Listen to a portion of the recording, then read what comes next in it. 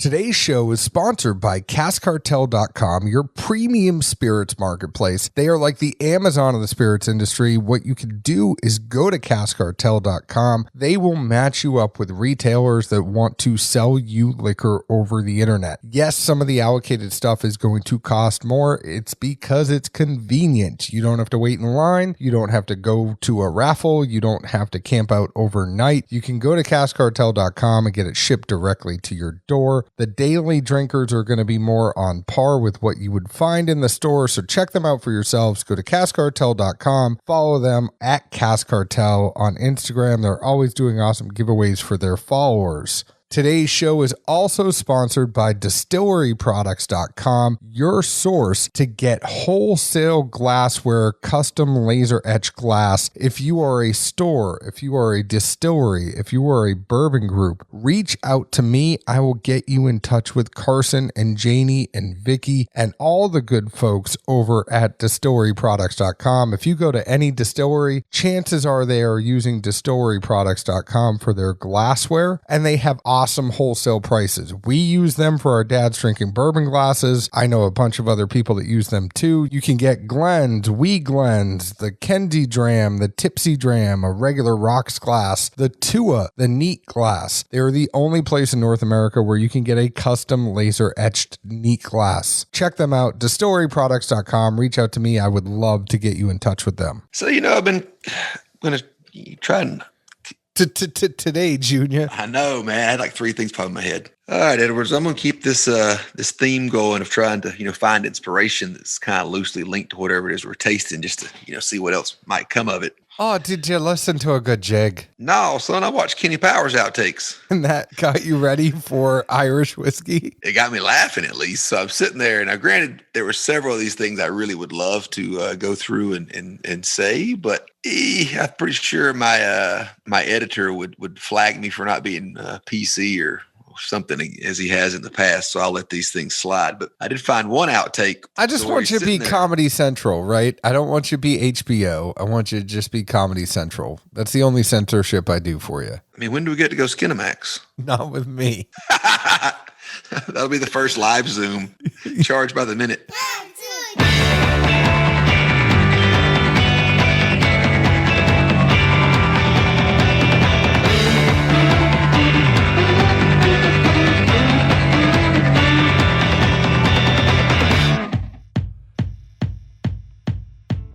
Hello, everyone. My name is John Edwards, and with me, as always, is Zeke Baker, and together we make the Dad's Drink of Bourbon, wherever you are, whatever time it is. Thank you for making us a part of your day. All right, Zeke, I got to hear it. What was the outtake you wanted to say? Yeah, so it's he's sitting there with his brother's family, wife, 3 kids. Clearly hasn't seen them in forever and a day and barely knows who they are. And he's like, "Oh man, this is great. You did a good job, Dustin. You got 3 beautiful boys here, 3 good Powers boys. This is wonderful." And the wife's like, "We've got 2 boys. This is our daughter." And I mean, it looks clearly like a girl. It doesn't even like halfway look like a boy. And he's like, "Oh." So the wife's like, "Yeah." Or maybe the husband's like, "Her name's Rose. They named it after, Rose from the Titanic. That's her favorite movie." And he just starts busting out like, "Are you effing shitting me? Like, you named your child Rose after the Titanic? Are you serious right now?" And they're like, "It's her favorite movie." He's like, "You're not lying to me. You really named her Rose?" They're like, "Yes, it's her favorite movie." So he looks at the oldest son's like, "Well, what the hell's his name? Shrek?" Oh man, I missed that show. I really missed the Gemstones too. When's that coming back? It's got to be soon, but I don't know, man. KP was top notch. KP was amazing. And I wish that went on for so much longer. Like, there's so much more that could have been done there. I didn't like Vice Principals as much. I still enjoyed it, but something about KP, man. I just want Kenny Powers all the time. That is like the most American thing to think of when we are drinking an Irish whiskey tonight. Like, you were like, how could I go the most opposite from what we are doing? We're drinking Irish whiskey tonight. Let me do America. It's all about the banter, Edwards. You do stats. I try to do some banter. What am I going to do Irish? I can't even do the Irish accent. It's not that hard. The only thing I can succeed at Irish-wise is car bombs. Can I hear your Irish accent? Like, tell me what your Irish accent would be. I don't have one. I can't even attempt it. Just be like, top of the morning to you. Top of the morning, Johnny. I don't know. Dude, That just made my night. Southerners only do Southern accents. I mean, we're kind of predisposed here. I might as well be handicapped, if you want to be honest. When you do that, I just think of like, I don't know how I feel about that, Mr. Herbert. I just feel uncomfortable.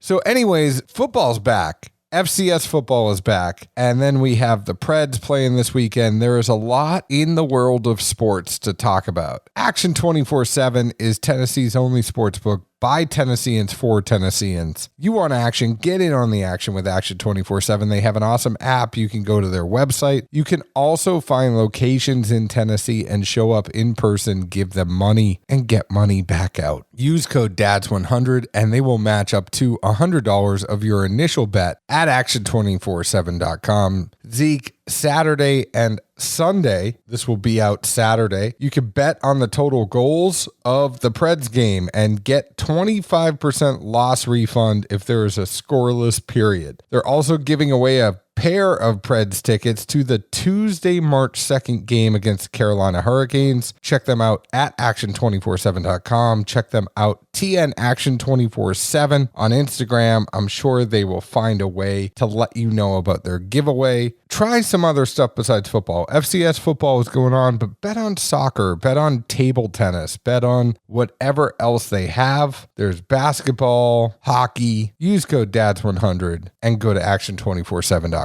So Zeke, we are drinking Irish whiskey. It's a wee bit of the Irish whiskey. It's from Powers, and it was the Powers John Lane Distillery before it moved to the Middleton Distillery. And it's 86.4 proof, 43.2% ABV. Comes in at $40. It's aged in ex-bourbon casks, finished in Oloroso sherry. I'll stop it. It's single pot, triple distilled, non-age stated. They use both malted and unmalted barley. Fun fact. I think it was really cool. I know I already mentioned it, but I was using an accent that wasn't very good. But this is aged in ex-bourbon and also finished in Oloroso sherry. I know that's a point that Zeke would bring up again. No mash bill here. It's all barley. It's malted and unmalted barley. And that is everything you need to know about this whiskey. General question before we move into this specific product. Triple distillation in whiskeys. Does that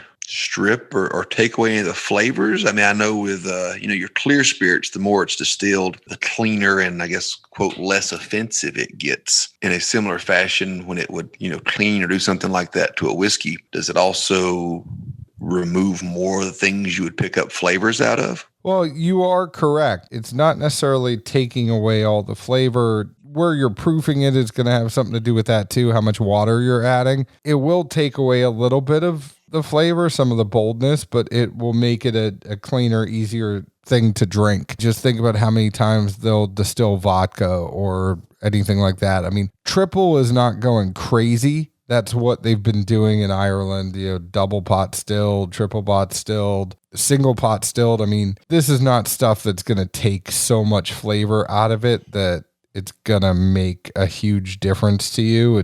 Three's okay. Yeah, I just don't know. I'm asking. But yeah, I mean, it's typical for an Irish whiskey to be a little bit easier to drink than American whiskey. I mean, it's all I know that's kind of, I guess, a foundation or a typical thing with those products. I just didn't know, generally speaking, if you're, looking at it from just that kind of narrow perspective of more times distilled, regardless of the product, you're just bound to strip away some aspects of the flavor components. Some, but once we get into double digits, which typically doesn't happen, we should be pretty good, Except for Click's vodka. Well, I mean, that's probably a few more times. I can't remember. They told us, but you know why they call it Click's, right? No, why? That's how many times it's distilled. Clicks? Roman numerals, 159 times. Holy shit. Yeah, I'm not lying. It's a Buffalo Trace vodka. I really think they might use just their regular mash for it. I guess it could be Wheatley. Well, that's the thing. They use the wheat for their vodka. Wheatley. Huh. It's a wheated mash bill vodka. Or vodka from wheat, at least. I don't know. I know it says it on the side of the bottle. Anyways, what do you think about this whiskey?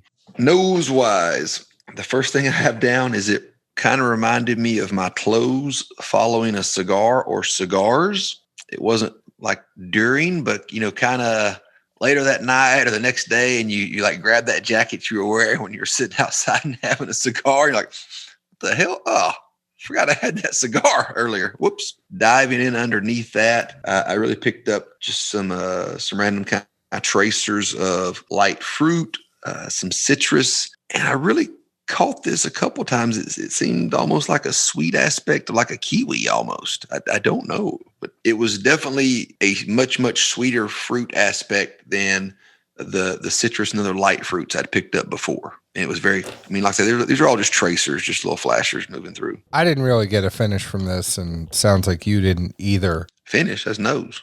Oh, that was just your nose? All right. What did you taste on it? The first thing I put down is, quote, bitter smoke, because it was just some weirdness between a bitterness and a smoky aspect. They kind of balanced out, but they were both there. Beyond that, I really thought it reminded me of a medicinal bitter taste. For anyone that hasn't listened to us, I am actually a pharmacist in the day job. And if you've ever tasted, powder inside of a capsule, or for whatever reason, it just had, the rough form of medicine on your tongue, most of them are really bitter. And that's kind of what this reminded me of. Moving towards the back of the tongue and palate and working it around a little more, it really reminded me of grapefruit. I only ate those things a time or three with my grandma when I was a kid, and I haven't touched them since, but it kind of gave me that same sensation, and it was almost more blandly like a citrus rind. Nose for me, I got a lot of raisins with fruit. Yes, the fruit you want to throw in, some citrus, kiwi, whatever you want to throw in, but it was a little bit like raisins with fruit for breakfast. Taste,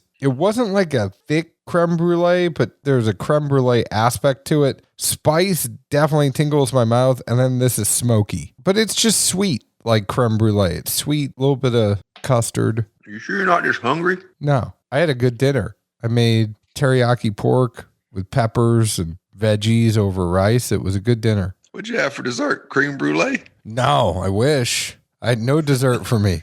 You really get a sweetness out of this? I do. Or are you suddenly becoming like 38 going on 62 or something? It's sweet and smoky for me. Have you started eating grapefruit yet? No, I do have a healthy fiber diet. Kind of looking at some of the other parameters of this, or specifics, however you want to look at it. I feel like anytime something's an ex-bourbon, it's really hard to pick up, since that's what we probably, taste and have the most familiar palates too. But the Oloroso, usually that just kind of catches me in some weird or off-putting way. I don't catch any hints or feints of it that I'm aware of. Do you? No, this is a really easy sipper. It's $40 for an Irish whiskey. That's a pretty decent price for what you're getting here. I know it's non-age stated, but obviously, this was made with care over at Middleton. I'm a fan. I'd go ahead and buy this. I know I tend to go off a little bit more and drink some of those Irish whiskey and the scotches and things like that. But I think this is a really solid pour for anybody else that goes outside of bourbon. I like that they're doing different things, like finishing it in the ex-bourbon cask and then going ahead and put it in the Oloroso sherry. Typically, we don't like finished stuff. I think that sherry provides some interesting flavors in here. I'm not getting anything that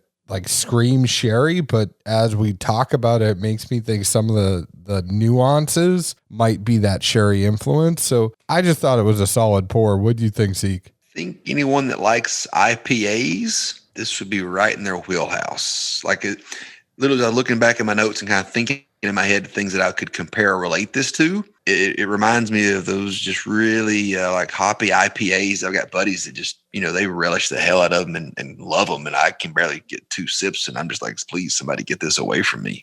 I do love an IPA. But I think, at least for me, I would see a strong resemblance between the two here. That being said, and I don't like IPAs either, I would probably be a pass on this product. It just kind of caught me in weird spots. If there was anybody who was going to reject something outside of bourbon or rye, I know it would be you. I personally am a buy on this. I want to thank Powers for sending this our way. Next time, just send it to me. I won't share it with Zeke because screw him.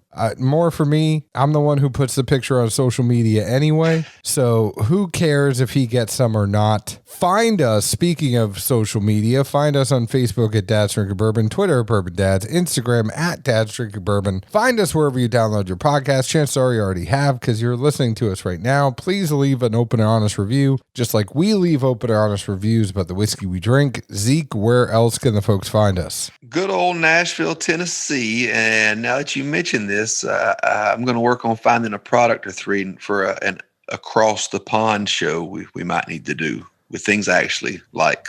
I would love that. Cheers. Ciao.